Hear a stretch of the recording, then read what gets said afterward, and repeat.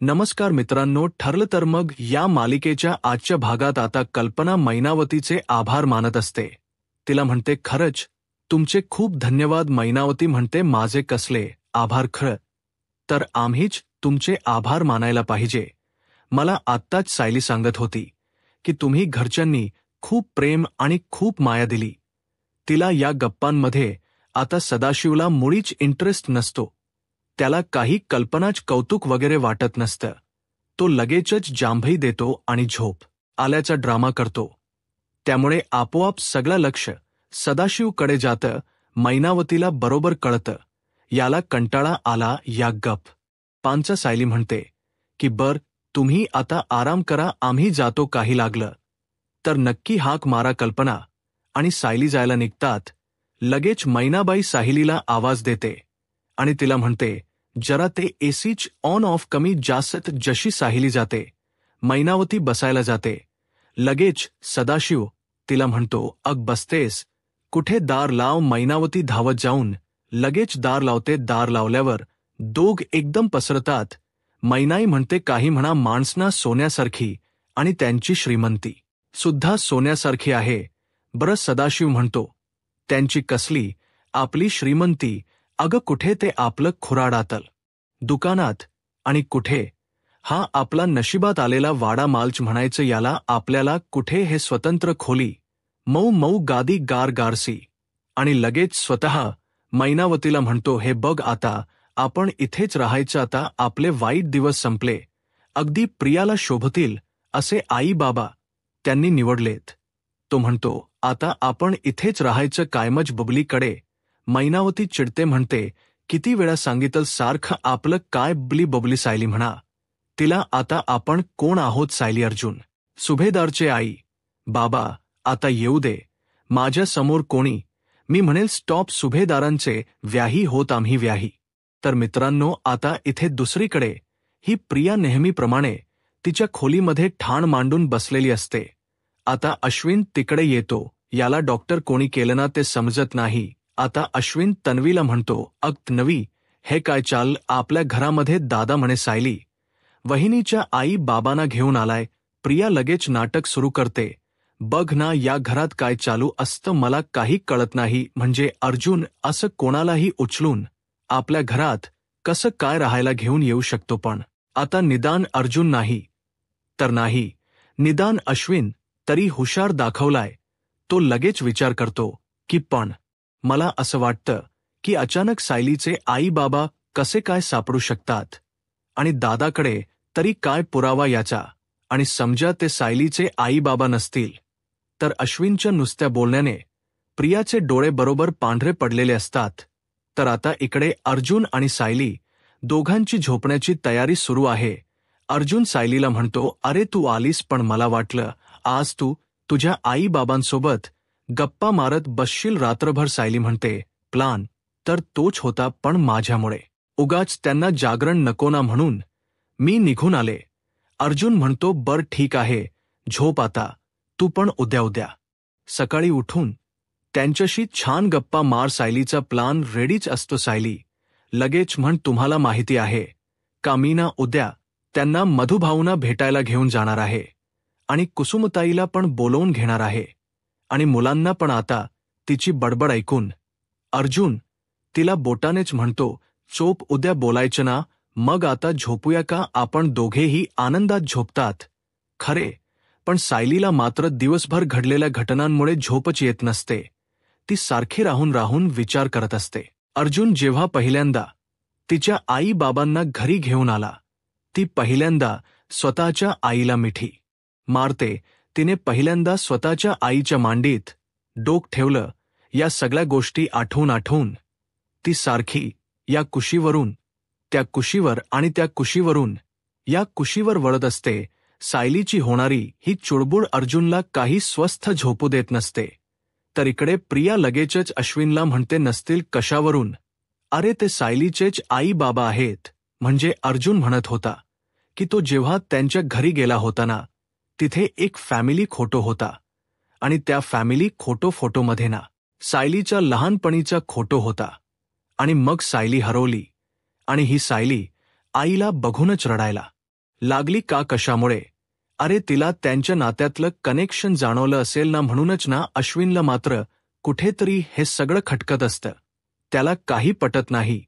तो म्हणतो नाही ते ठीक आहे, पण मला तरी हे सगळं ना जरा विचित्रच वाटते. प्रिया लगेच त्याला शांत करत म्हणते, तू ना या सगळ्या गोष्टींचा विचार करू नकोस, सोड आता सोड. अश्विन म्हणतो बरं आहे, तसंही मला काय करायचंय, मी झोपतो आता, मला तसंही हॉस्पिटलला उद्या लवकर निघायचं. प्रियाला हेच हवं असतं. ते लगेच म्हणते हो ना बरं, तू झोप आता. झोपल्यावर लगेच प्रिया विचार करते, या बिंडोकाला पण हे चुकीचं वाटतंय. आता जरी अर्जुनचा गैरसमज होत असला तरी खरं काय कळायला त्याला किती वेळ लागणार आहे. बरोबर प्रियाच्या तोंडचं पाणी पळाले. कितीही कॉन्फिडन्समध्ये असली तरी महिप्त आणि नागराजने बरोबर तिच्या डोक्यावर आणून मिया वाटायला मैनाबाई बसवली. इकडे अर्जुनच्या खोलीमध्ये साहिलीची चुळबुळ. शेवटी अर्जुनला उठवतेस. अर्जुन म्हणतो, अरे यार काय चालले तुझं? बायको एरवी तू पडल्या पडल्या झोपतेस, आज तुला झोप लागत नाहीये का? सायलीला खरंच झोप लागत नसते. ते म्हणते, मी तरी काय करू, माझा ना आनंद पोटातच मावत नाहीये. त्यावर मग आता अर्जुन तिला म्हणतो, अग हो, पण तरी सुद्धा रात्रभर जागायचं नाहीये, झोप आता लवकर झोप, नाही तर मी ओरडीन तुला. ओरडू? सायली लगेच म्हणते नको, आणि दोघंही हसतात. अर्जुन इतका गोड रागवतो तिच्यावर, दोघंही झोपतातच. आताच दुसऱ्या दिवशी अगदी सकाळ सकाळ मैनाबाई आणि सदाशिव दोघेही अगदी बेडरूम मधून येतात. अरे यार भूक लागली ग. मैनाबाई म्हणते, हो मला पण, घरात तर कोणीच दिसत नाही. मैनाबाई आता डायनिंग टेबलवरचा ग्लास उचलते आणि सदाशिवला म्हणते, अहो इकडे बघा, यांची पाणी प्यायची ग्लास सुद्धा काचेची येतो. तर तो सदाशिव तिकडे घरातल्या सगळ्या पडद्यांना हात लावत असतो आणि तिला म्हणतो, अग इकडे बघ, हे 1000 रुपये मीटरच कापड आहे. हॅड शिलाई नाही मशीन. शिलाई मशीन शिलाई नाही. खरंच मैनावती, या सगळ्या गोष्टींची क्वालिटी एकदम भारी आहे. सदाशिव जाऊन आता सोफ्यावर बसतो आणि मैनावतीला म्हणतो, अग इथे बघ, एकदम मऊ मऊ आहे. मैनावतीच वेगळंच चालू असतं. ती म्हणते, ते सगळं ठीक आहे, पण मला ना भूक लागली, काहीतरी चमचमीत खावंसं वाटते. सदाशिवतीला लगेच म्हणतो, अग आता इथे कोणी दिसत नाही, मग काय आता मी जाऊन बनवू? मैनावती जरा चिडतेच आणि म्हणते, असं कसं बोलता तुम्ही, थांबा जरा, येईल कोणतरी बघू आता. तितक्यात समोरून नेमकी प्रिया मोबाईल बघत बघत चाललेली असते. मैनावती लगेच तिला आवाजमध्ये छूक आणि अशी टाळी वाजवून तिला स्वतःकडे बोलवत असते. प्रिया आता लगेचच इकडे तिकडे पाहते, कोण हाक मारते म्हणून ती शोधत असते. मैनावती पुन्हा तिला आवाज देते, पोरी तूच हा इकडे. तर प्रियाच तिच्याकडे लक्ष गेल्यावर मैनावती तिला म्हणते, हा तूच ये इकडे, अशी माझ्या उजव्या अंगाला ये. प्रियाला येतो असा राग ती अशी ताणताण करत येते आणि म्हट, पोरी बिरी म्हणायचं नाही, मी तुझी मुलगी नाहीये. इथे तरी कमालच आहे. प्रियाला स्वतःच्या सख्या आई वडिलांना बघून पण काही फील होत नाही आणि त्या सायलीला प्रतिमाहत्याने बघून पण माया जाणवते आणि मैनावतीला बघून पण तिला फील होतं. आता ही मैनावती लगेचच प्रियाला म्हणते, तुला भडकायला काय झालं? मी आपली सहजच आग मारली. प्रिया वैतागते आणि तिला दट खात म्हणते, माझ्याशी बोलायचं असेल ना तर माझं नाव घेऊन बोलायचं, नाव ना तन्वी आहे, तन्वी, आणि शक्यतो ना येऊच नका माझ्याशी बोलायचं ना ते तुमच्या मुलीशी बोला. म्हणजे सायलीशी मुद्दामून अंडरलाईन करून सायली म्हणत असते, ती तुमची मुलगी आहे, सायलीशी बोलायचं जाऊन. आता हा सदाशिव प्रियाकडे असा पाहतच राहतो आणि म्हणतो, मैनावती, या घरात एक ज्वालामुखी राहतो हे आपल्याला कोणी सांगितलं नाही. आता मैनावती चिडते, म्हट, तुझं जे काही नाव असेल ते, आम्हाला भूक लागली होती, इथे कोणी दिसलं नाही म्हणून तुला हाक मारली. प्रिया तर चिडते आणि म्हणते, अरे मग मी काय करू? हे नोकर आहे का या घरचे आणि मला ऑर्डर सोडणारे? तुम्ही कोण आहेत? आता नेमकी तितक्यात सायली वर्ण खाली येत असते आणि हा सगळा तमाशा ती पाहते. जोरात आवाज देते प्रिया आणि एकदम लगोलग पायांवरनं खाली येते.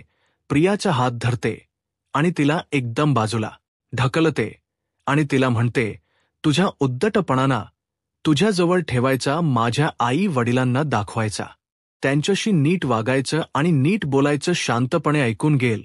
ती प्रिया कसली. ती लगेच म्हणला, पण काही रस नाही तुझ्या आई वडिलांशी बोलायला.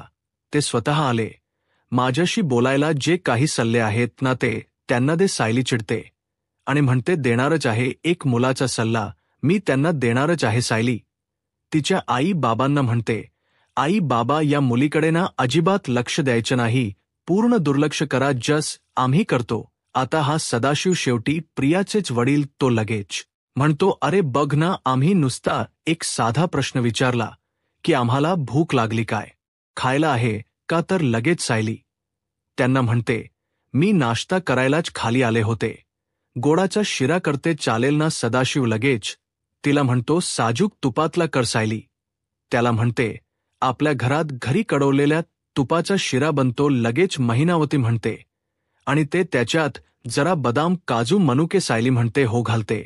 आता प्रियाकडे एक असा जळजळीत कटाक्ष टाकते आणि सरळ किचनमध्ये जाते. प्रिया आणखीन चिडते आणि तिच्या मागे मागे जात म्हणते, झाला आता, यांच्यासाठी शिरा बनवा, मला तू किचन ताब्यात घेतलंस, मग आता मी आणि माझ्या नव्यानी काय उपाशी राहायचे का. इतक्यात अश्विन खाली येतो आणि तिला म्हणतो, तन्वी नाश्ता रेडी आहे का, मला हॉस्पिटलला निघायचंय. तन्वी लगेच त्याला म्हणते, अरे ही किचनमध्ये घुसलीये. सायली आता गप्प बसण्यातली नाही. सायली लगेच म्हणते, काग सकाळपासून किचन रिकामच होत ना, मग तुला जर माहिती आहे तुझा नवरा लवकर जाणार आहे तर आधी नाश्ता करून घ्यायचा. प्रिया आता चिडते, म्हणते, तू मला लेक्चर देऊ नकोस. आणि मग अश्विनला म्हणते, अश्विन तू आज हॉस्पिटलच्या कॅन्टीनमध्ये खा, मी माझ्यासाठी ऑर्डर अश कॅन्टीन. पण तो काही बोलेपर्यंत प्रिया लगेच तिकडून निघून जाते. आता ही सायली पुन्हा निर्लज्जा सारखी अश्विनला म्हणते, अश्विन भाऊजी 5 मिनिट थांबा, मी लगेच शिरा करते. अश्विन खुर्ची आपटतो, बॅग उचलतो आणि सरळ तिथून निघून जातो. तर आता इथे दुसरीकडे महिपत्नी साक्षीला फोन केलेला असतो आणि तो म्हणतो, एवढं सगळं झालं, अरे मग चांगलंच झालं ना भांडण, हे आपल्या प्लानची पहिली पायरी आहे, ध्यानात ठेव. साक्षी तिकडून महिपतला म्हणते, पण तुमच्या त्या हवालदार कदमला समजावा, त्याला म्हणाव जास्त ओव्हर स्मार्ट बनू नकोस. महिप्त साक्षीला म्हणतो, तू त्या कदमच टेन्शन नको घेऊ, मी त्याचे बरोबर कान उपटतो, म्हणजे जिथे थोबा डुसकटायला पाहिजे तिथेच तो थोबा डुसकटेल. आपलं ठरलेलं नाटक तू विसरायचं नाही, ते चालू ठेवायचं आणि आपला प्लान काय हे कोणालाही कळता कामा नये. बाकीच तू तुझ्या बापावर सोड. आता साक्षी जरा काळजीनेच विचारते, अण्णा पण या वेळेला मी इथून बाहेर पडेन ना. लगेच महिपत्याचा पेट डायलॉग मारतो, 113% बेटा, 113%. तर आता इकडे सगळे हॉलमध्ये जमा झालेले असतात. अस्मिता, कल्पना, मैनावती, सदाशिव सगळेच आता हॉलमध्ये एकत्र बसलेत. कल्पना म्हणते, मैनावती ताई, शियाचा काय घोंघमाट सुटलाय नाही, तुमची मुलगी अगदी सुग्र नाही. लगेच सदाशिव म्हणतो, हा आता ते शियाच्या चवीवर कळेलच. तितक्यातच विमल आवाज देते, वहिनी आज सायली ताईनी जास्तीचे बदाम आणि काजू घालून शिरा केलाय बरं. मग आता ही अस्मिता, तिला आवाज, सायली मामी बाळाला भूक लागली, आम्हाला पटकन शिरा खायला दे. मैनावतीला आता समजत की अस्मिता प्रेग्नेंट आहे. लगेच मोठी अगुबाई आनंदाची बातमी, काँग्रॅच्युलेशन. आता सायली प्लेट घेऊन येते आणि आवाज देते, आई बाबा या. सगळे उठून डायनिंग टेबलकडे जातात. आता ती वाढायला जाणार. सायलीला वाटत हे दोघेजण बसतील तिथे. ते पटकन प्लेट उचलतात आणि सदाशिवा आणि महिनावरती दोघे धावत जाऊन सोफ्यावर बसतात आणि खायला सुरुवात करतात. सुद्धा सगळे बघत राहतात. सायलीला तर काय बोलावं कळतच नाही. सायली म्हणते, अहो पण या दोघांच काही कोणाकडेच लक्ष नसतं. सदाशिव आणि मैनावती एकदम शियावर मस्तपैकी ताव मारत असतात. तर इकडे जेलमध्ये आता साक्षीने ड्रामा एकदम पीकवर नेलेला असतो.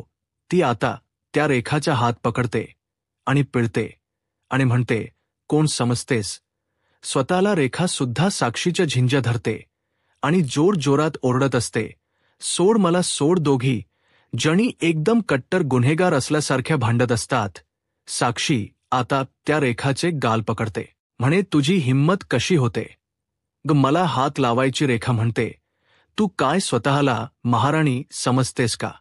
दोघी अगदी फिल्मी स्टाईलने हाणामारी करत असतात. आता ती रेखा सांगण साक्षीच्या कानाखाली देते आणि तिचा हात फिरकळते. आता जोर जोरात तिलाशी मारत असते.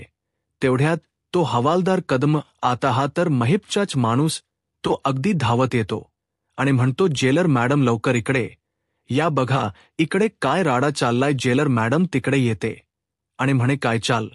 तुमचं कदम लॉक ओपन करा. आता लेडी हवालदार आतमध्ये जातात आणि त्या दोघींनाही बाजूला करतात. आता ती रेखाला जेलर म्हणते, काय चाल तुझं? ती रेखा म्हणते, मला नाही, हिला सांगा कचरा समजते मला. आता साक्षी तीच याकडे असली रागाने बघत असते. प्लान जरी असला तरी रेखाने तिच्या कानाखाली लगावलेली असते, त्यामुळे साक्षीला आलेला असतो राग. तर इकडे सुभेदारांच्या घरी सदाशिव आणि मैनावतीच बिलकुल आजूबाजूला लक्ष नसत. त्यांचा सगळा फोकस फक्त गोडशियावर असतो. आता कल्पना सायलीला म्हणते, अग सायली, असू दे, त्यांना डायनिंग टेबलची सवय नसेल ना, त्यांना जिथे कम्फर्टेबल वाटेल ना तिथे त्यांना बसू दे. मग सायलीला वाईट वाटू नये म्हणून कल्पना म्हणते, चला आपण पण तिथेच बसून खाऊया आता. अस्मिता, सायली आणि कल्पना तीही आपली प्लेट उचलून सोफ्यावर बसायला येणार तितक्यातच या सदाशिवला एकदम फास्ट गप्पा खात असतो ना म्हणून ठसका लागतो. आता तो जोर जोरात खोकायला लागतो. सायली अगदी काळजीनेच, बाबा हो काय होत तुम्हाला म्हणून त्याला वारा घालत असते. विमल लगेचच पाणी आणून देते. सायली अगदीच मायेने वडिलांना पाणी प्यायला देते. त्यांच्या पाठीवरून हात फिरवत असते आणि मग म्हणते, तुम्हाला मी गरम पाणी करून देऊ का प्यायला? सदाशिव म्हणतो, नाही. ते एवढंच, जरासा ठसका लागला, मी जरा पटपट खाल्लं ना, बाकी काही नाही. तू नको एवढी काळजी करूस. महिनावरती सदाशिवच्या पाठीवर हात फिरवत हणते, पोरींनी आठवण काढली वाटतं. आता अस्मिताला वाटतं सायली बद्दलच बोलतात. अस्मिता म्हणते, हो आमची सायली ना तशीच आहे. लगेच कल्पना पण म्हणते, हो ना, तिचे तिला आई बाबा बऱ्याच वर्षांनी भेटलेत ना म्हणून. आता या दोघी जणी एवढं कौतुक करत असतात, पण महिनावती आणि सदाशिवच त्याकडे लक्ष नसतं. तो पुन्हा आपला ठसका थांबल्यावर पुन्हा प्लेट उचलतो. पुन्हा दोघंजण गपागप खायला सुरुवात करतात. मग कल्पनाच त्यांना विचारते, अजून थोडा देऊ का? सदाशिव म्हणतो, हो, लागलं की सांगतो मी तुम्हाला, तोपर्यंत तुम्ही घ्या ना. अस्मिताला हे थोडंस वियर्डच वाटत असतं, पण ती बिचारी काहीच बोलू शकत नसते. ती फक्त सदाशिव आणि मैनावतीच्या ऍक्टिव्हिटीज बघत असते. आता कल्पना हणते, नाही नाही, होऊ दे तुमचं आणखीन. सदाशिव म्हणतो, छान झालाय शिरा. आता अस्मिता, कल्पना, विमल, सायली सगळे जण थोडेसे आश्चर्यचकित झालेले असतात. यांच हे असं विचित्र वागण पाहून. तर आता जेलमध्ये पुन्हा एकदा ही रेखा साक्षीला धमकी देत असते, मी सोडणार नाही, तुला संपून टाकेन मी, तुला कळलं ना, मरशील तू, किड्याची मौत मरशील. मग ही जेलर चिडते आणि म्हणते, शटअप, एकदम शटअप. या जेलमधून मला बिलकुल आवाज नाही आला पाहिजे. या दोघी एक एक बाजूला बसवा आणि कदमला म्हट, कदम यांच्यावरती लक्ष ठेवा. मग लगेच हवालदार कदम सेलचा दरवाजा बंद करून घेतो आणि लॉक लावताना म्हणतो, बायकांनो जरा तोंड बंद करा आणि शिकरे, तुझ्या बापाच्या पैशाचा माजना जरा कमीच दाखव. मग काय? साक्षी अशी कडकडीत नजर त्याच्यावरती टाकते. तो कदम आता जेलरला म्हणतो, बोललो मी मॅडम, त्यांना बोललो. सगळे तिथून गेल्यावर साक्षी आणि रेखा एकमेकींकडे बघतात आणि गालात हलकेच स्माईल देतात. त्यांच्याचा प्लान सक्सेसफुल झालेला असतो. तर इकडे सुभेदारांच्या घरी आता ही मैनावती प्रत्येक वस्तूला हात लावून लावून ती वस्तू तपासत असते. आणि सदाशिव, तो सुद्धा इकडे तिकडे नुसता काय दिसते ते पाहतच असतोच. डिलिव्हरी बॉय येतो. तन्वीच नाश्त्याच पार्सल आलेलंसं. आता तो आवाज देतो. तन्वी, सुभेदार. मैनावती सदाशिवला सांगते, हो बघा. सदाशिव त्या डिलिव्हरी बॉयकडे जातो आणि म्हणतो, काय आणलंस बाबा? तो डिलिव्हरी बॉय म्हणतो, फूड पार्सल आहे. येतो. मी आता सदाशिव ते पार्सल हातात घेतो आणि म्हणतो, बघ तन्वी सुभेदार, याचं काय करायचं आता? मैनावती म्हणते, मगाशी कशी वचोच बोलत होती आपल्याला, आणि आता हे पार्सल मागवले बाहेरून खायला. आपण एक काम करू ना, आपणच खाऊन टाकू, म्हणजे कशी चांगली अद्दल घडेल. तिला आता सदाशिव म्हणतो, अग येडी की काय तू मगाशी 2 प्लेट शिरा आणलास ना अजून? तुला खाण सुचते काय? महिना होती. त्याला म्हणते, एका माणसाच खाण संपवायला 2 माणस पुरत नाहीत. ते काही नाही, हे आपणच खायचं, आणा इकडे द्या आता. सदाशिव म्हणतो, अगं नको बोंबलेल. ती मैनावती म्हणते, हो बोंबलू द्या, शेवटी प्रियाचेच आई वडील.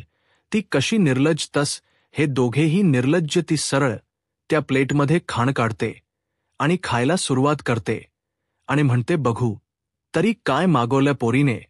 आणि मग खोलून बघते आणि म्हणते, अरे बापरे, पास्ता अहो, हा तर मी फक्त खोटोच पाहिला होता. सदाशिव म्हणतो, आता खाल्लं ना की चव कळेल तुला त्याची. मैनावती बिलकुल विचार न करता सरळ खायला सुरुवात करते आणि वरती सदाशिवला पण म्हणते, बसा तुम्ही पण घ्या, दोघं मिळून मस्तपैकी.